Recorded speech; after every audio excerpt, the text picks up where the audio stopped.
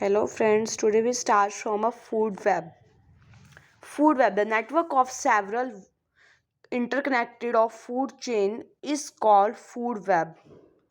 Food web जो जैसे हमारे सराउंडिंग में है, हमारे सराउंडिंग में क्या है वो बताओ मेरे को फटाफट कमेंट करके बताना कि हमारे सराउंडिंग में फूड वेब है या फूड चेन है, और सर्वाइवल चांसेस किस में ज़्यादा होते हैं, फूड वेब में होते हैं या फूड चेन में होते हैं। अब जैसे ईगल है, rabbit, rat, snake, bird, frog, insect, grass ओपर, प्लांट। प्लांट ग्रास ओपर भी खाता है, इंसेक्ट भी खाता है, स्नेक इंसेक्ट भी खाता है, रैट भी खा eagle rabbit, rat, snake, bird, frog, insects, grasshopper. Eagle सब कुछ खाता है। तो हमारे आसपास क्या है ये मुझे कमेंट में बताइए। Ecological pyramids. इकोलॉजिकल पिरामिड्स क्या होते हैं? It is a graphic representation of the numbers और amount of collected energy at different trophic level in a food chain is an ecosystem. जैसे एक हमारा मतलब पिरामिड्स होते हैं, जैसे नंबर ऑफ मतलब जैसे ट्रॉपिक लेवल इंक्रीज होता है तो जो हमारे ऑर्गेनिजम्स होते हैं वो डिक्रीज होते हैं और एनर्जी भी डिक्रीज होती है, बट हार्मफुल सब्सटेंसेस इंक्रीज होते हैं। Types of pyramid, pyramid of number जिसमें मतलब ऑर्गेनिजम्स डिक्रीजेज होते हैं वो है ये देखो। पहले पे हमारे पास प्लांट्स, फिर रैट्स, फिर स्नेक, फिर eagle. First trophic level plants का है, 5 प्लांट्स हैं। हर्बीवोरस फिर 4 रैट हैं, फिर 3 स्नेक है, 1 ईगल है।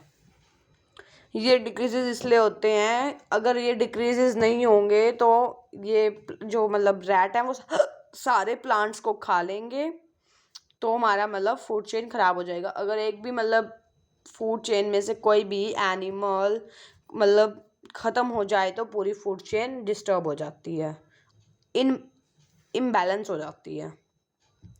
अब नेक्स्ट है पिरामिड ऑफ बायोमास, मतलब के वेट भी घटता है। प्लांट्स क्या मान लो 1000 kg, तो रैट होंगे 100 kg, स्नेक्स होंगे 10 kg, ईगल होगी 1 kg। ये हमारा सेकंड पिरामिड है। पिरामिड ऑफ एनर्जी, एनर्जी भी डिक्रीजेज होती है। Producers, first consumer, second consumer, third consumer. First primary, second secondary, third tertiary.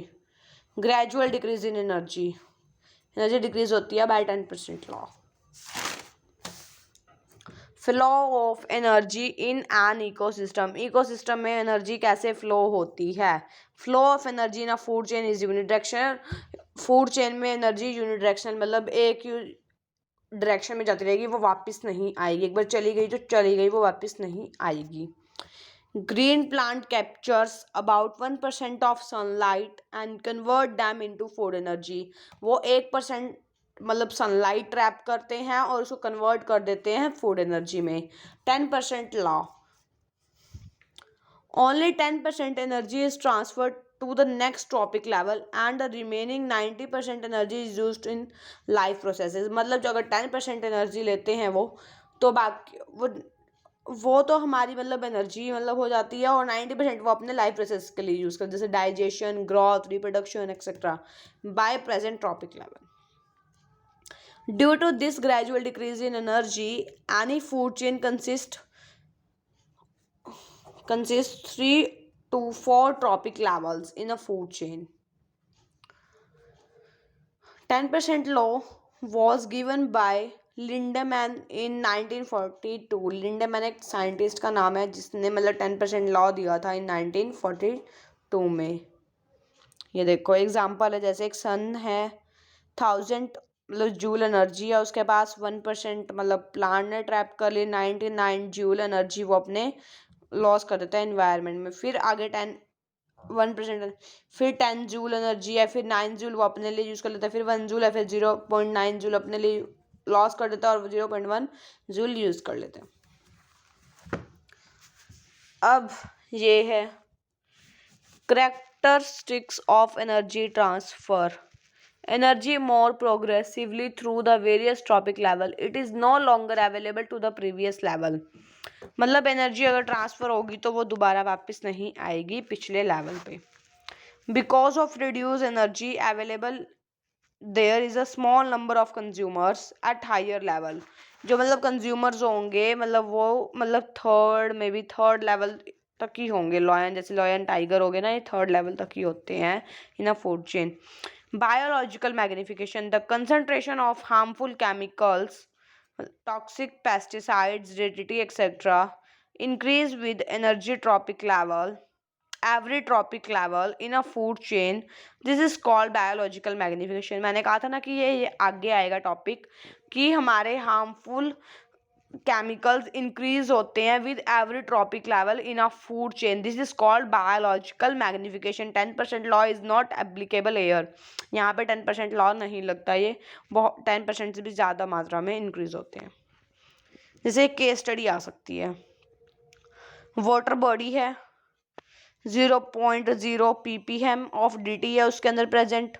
फिर उसके अंदर एक मतलब जू प्लैंकटन या फाइटो प्लैंकटन है वो निकाला, उसके अंदर 5 ppm है dt। फिर एक फिश निकाली जिसमें 240 ppm ऑफ dt, मतलब कितना डिक्रीज हो रहा है। फिर बर्ड है उसमें 1600 ppm dt। OMG, here ppm parts per million, मतलब बहुत ज़्यादा मात्रा में डिक्रीज हो रही है, बहुत ज़्यादा। This shows that the amount of toxic non-biodegradable substance increase with the successive tropic level. Next topic.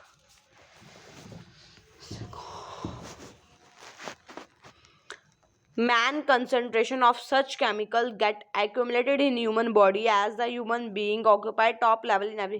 मतलब जो भी मतलब कोई फूड चेन होती है उसमें मतलब टॉप लेवल ह्यूमन बींग का होता है, उसके बाद डिकम्पोजर्स का होता है। ठीक है, मतलब ह्यूमन बींग के अंदर अब सोच लो कि बहुत ज़्यादा मतलब ppm मतलब पार्ट्स पर मिलियन यूनिट में बहुत ज़्यादा DDT होगा। अगर बर्ड में ही 1600 ppm DDT है तो मतलब ह्यूमन बींग में 5000 के नियर अबाउट ppm DDT मिलेगा हमें या pesticide. The problem is that this substance cannot be removable from food items, wheat, rice, vegetable, fruit by washing or by any mean। मतलब किसी भी तरह से या वॉशिंग से ये रिमूव नहीं होता, चाहे तुम कितना कर लो, चाहे धूप में सुखा लो, चाहे कुछ भी कर लो, ये तब भी रिमूव नहीं होगा। इज वन क्वेश्चन, अभी हमारे पास एक क्वेश्चन है जैसे एक्वेटिक एनवायरनमेंट मतलब वाटर एनवायरनमेंट, इसके अंदर प्लैंकटन है, मतलब ये वेजिटेरियन होता है। ओके, और स्मॉल फिश है, फिर large fish, then hawk. At which level DDT enter the food chain, कौन से लेवल पे DDT एंटर होगा फूड चेन पे? प्लैंकटन पे। फिर डिफाइन बायोलॉजिकल मैग्निफिकेशन बता दोगे आप, पिछले पेज पे मैंने बताई है आपको। Which organism is the above food chain have highest concentration of pesticide, जिसको आप मेरे को मेरे कमेंट में बताइए। अब आगे देखिए, क्वेश्चन और है हमारे पास। एक प्लांट है, एक डियर है और एक लायन है। ठीक है, ये ऐसे ये ऊपर वर्टिकल A है, C है, E है, और ऐसे हॉरिजॉन्टल में B और D है। ठीक है, इन द क्वेश्चन देखो, in the above food chain vertical arrows indicate the energy lost. जो वर्टिकल ऊपर वाली एरो हैं, जो ऊपर वाली एरो हैं वो वर्टिकल लॉस बता रही हैं टू द एनवायरनमेंट को, एंड द हॉरिजॉन्टल एरो जो ऐसे एरो हैं वो indicate energy transform to the next topic level. Okay, which one of the 3 vertical arrows will represent more energy transfer, सबसे ज्यादा एनर्जी ट्रांसफर कौन सी एरो बताएगी? Tell me the answer in comment box. Which one of the 2 horizontal arrows will represent more energy transfer? इसका भी answer आप मुझे comment box में बताइए। अब नेक्स्ट देखिए, adverse effect of human activities to environment. मतलब ह्यूमन एक्टिविटीज से मतलब एनवायरनमेंट को कैसा मतलब गंदा इफेक्ट कैसा मतलब क्या एडवर्स इफेक्ट शो करता है। Changes in the environment affect us and our activities change the environment, which would lead number many types of pollution, मतलब एयर पोल्यूशन, वाटर पोल्यूशन, ये सबसे भी एनवायरनमेंट खराब होता है। ओजोन लेयर डिप्लेशन, ओजोन एक ट्राई एटॉमिक गैस है, O3 इसका सिंबल है।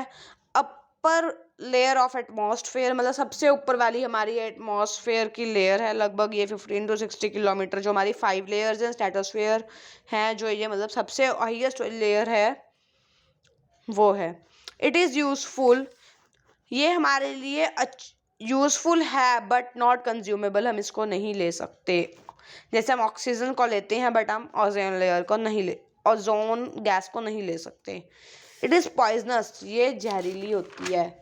गैस एट ग्राउंड लेवल पे फॉर्मेशन देखो, O2 है, यूवी रेज आई, O+O हो गया, इसमें से O2 के साथ एक O जुड़ गया तो ये O3 ओजोन बन गया। क्लियर।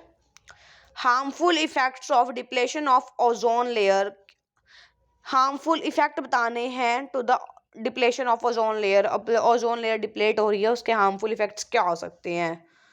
वो रिड्यूस कर देता है फोटोसिंथेसिस बाय 20%, 20% से वो फोटोसिंथेसिस रिड्यूस कर देता है। और more mutations in plants and animals leading to sterility, मतलब म्यूटेशंस मतलब वेरिएशंस शो होंगे एनिमल्स एंड प्लांट्स के अंदर।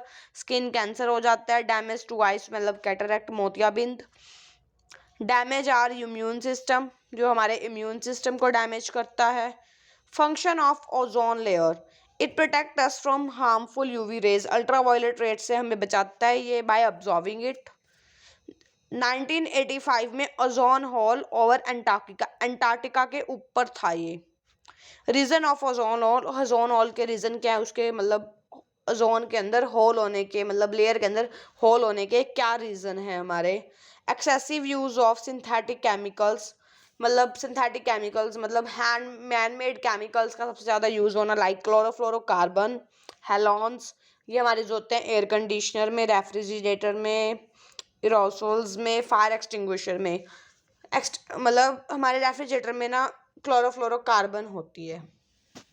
हम इसको प्रोटेक्ट कैसे कर सकते हैं? Steps to protect it. UNP United Nation Environment Programme start हुआ था इन 1987 में। Stop use and production of, मतलब यूज और मतलब प्रोडक्शन, इन्होंने इस प्रोग्राम में ये था कि भाई यूज बंद करो करना क्लोरोफ्लोरोकार्बन को, और प्रोडक्शन भी बंद करो क्लोरोफ्लोरोकार्बन की। 1989 में हेल्सन सिंह के डिक्लेरेशन हुआ था, up to 2000 chlorofluorocarbon and halon should be out and replaced by HFC, hydrofluorocarbon से इसको रिप्लेस कर दिया गया था क्लोरोफ्लोरोकार्बन को। हाइड्रोक्लोरोफ्लोरोकार्बन को अब कहते हैं इसको यूज करो, ये क्लोरोफ्लोरोकार्बन से ज्यादा बेटर है hydrofluorocarbon. Disposal of solid waste, disposal जो हमारे प्लास्टिक का होता है वो हमारे solid waste. The useful left over और discarded material generated in our daily life termed as waste, मतलब जैसे प्लास्टिक की हमारे मतलब बॉटल्स हो जाते हैं, डिस्पोजल्स होते हैं, हमारे कप होते हैं प्लास्टिक के, वो सब। Different form of waste, waste के भी डिफरेंट फॉर्म होते हैं, गैशियस, लिक्विड, सॉलिड। गैशियस में exhaust from automobile, smoke from chimney, chimney से जो स्मोक निकलता है, और जो मतलब क्या कहते हैं मतलब इंडस्ट्री से स्मोक निकलता है वो। लिक्विड में सीवेज वाटर एफ्लुएंट्स, जो हम मतलब अपने जिसको हम कहते हैं नालीज बोलते हैं, सीवरेज, उसमें गंदा पानी जाना, वो लिक्विड फॉर्म में हो जाता है। सॉलिड वेस्ट, फूड वेस्ट और गार्बेज। फूड वेस्ट जैसे वो मतलब पील मतलब हो जाता है, फ्रूट पील, वेजिटेबल पील, ये सब गार्बेज जो हम डस्टबिन में थ्रो करते हैं वो। Waste from vegetable market, waste from fruit market, food canning industries, kitchen and slaughter houses. Trash and rubbish मतलब polythene bags, plastic waste, useful boards, waste paper, old and waste clothes, broken crockery, broken furniture, ये सब हमारे लिए solid waste है। Chemical waste and industry waste, use cotton bandage, use plaster, discarded syringe etcetera. Human excreta and cattle dung, जो हम human excrete करते हैं, और वो कैटल डंक मतलब काउ डंक। फार्म वेस्ट हो जाता है, फार्म्स होते हैं जैसे मुर्गी फार्म हो गया, और हैन फार्म जिसको बोलते हैं, सेलर हो जाते हैं, राइस सेल वगैरह, इनमें से हस्क निकलती है। Sawdust waste from poultry farms वो होते हैं जो मतलब हमारे ये मुर्गी फार्म बोलते हैं जिसको हम। वेस्ट मटेरियल टू टाइप्स का होता है, biodegradable and non biodegradable. Biodegradable organic waste होता है, can broken down into simpler organic and inorganic compound by the action of decomposers. ये डिकम्पोजर की हेल्प से इसको हम लार्ज से लेके स्मॉल में कन्वर्ट कर सकते हैं। जो डेड प्लांट्स होते हैं और एनिमल्स होते हैं, उनका जो फीकल मैटर होता है वो डोमेस्टिक वेस्ट होता है, और उसको मतलब डोमेस्टिक वेस्ट जिसको हम कहते हैं ना, गोबर की खाद को यूज़ करना चाहिए। कोई मतलब गेहूँ, वेट, राइस, ये सब करने में अगर इनकी हेल्प लेनी है तो हमें गोबर की खाद का यूज़ करना चाहिए। ये ऑर्गेनिक होती है, इससे ऑर्गेनिक फार्मिंग होती है। हार्मफुल इफेक्ट क्या होता है इसमें से, मतलब स्टिंकिंग स्मेल, मतलब बहुत ज़्यादा ऑडर स्मेल आती है, इरिटेशन होती है, नोजिया की बीमारी हो जाती है, और गिडीनेस, मतलब गिडीनेस होती है। और non biodegradable substance cannot be broken by decomposers because they do not have any enzyme to digest them. Plastics के लिए कोई ऐसा एंजाइम नहीं है जिसको वो डाइजेस्ट कर सके, और इसको हम ब्रोकन नहीं कर सकते by the help of decomposers. Plastic waste, polythene bags और डीटीटी, ये सब। Harmful effect, biological magnification, reduce soil fertility, reduce crop production. यही है, मतलब क्रॉप प्रोडक्शन को रिड्यूस कर देता है। और मतलब हमारे प्लास्टिक वेस्ट के लिए ऐसा कोई एंजाइम नहीं है जो उसको डाइजेस्ट करके और मतलब उसको फिनिश कर दे और इन्वायरमेंट को क्लीन कर दे। ये थैंक यू फ्रेंड्स, यही हमारा इतना ही हमारा चैप्टर था। ये हमारा 2 पार्ट्स में चैप्टर है। एक वीडियो मैंने पहले अपलोड करी है, ये हमारा इस वीडियो का, इस चैप्टर का सेकंड पार्ट है। 2 पार्ट्स में हमारी ये कंप्लीट चैप्टर है। Thank you friends.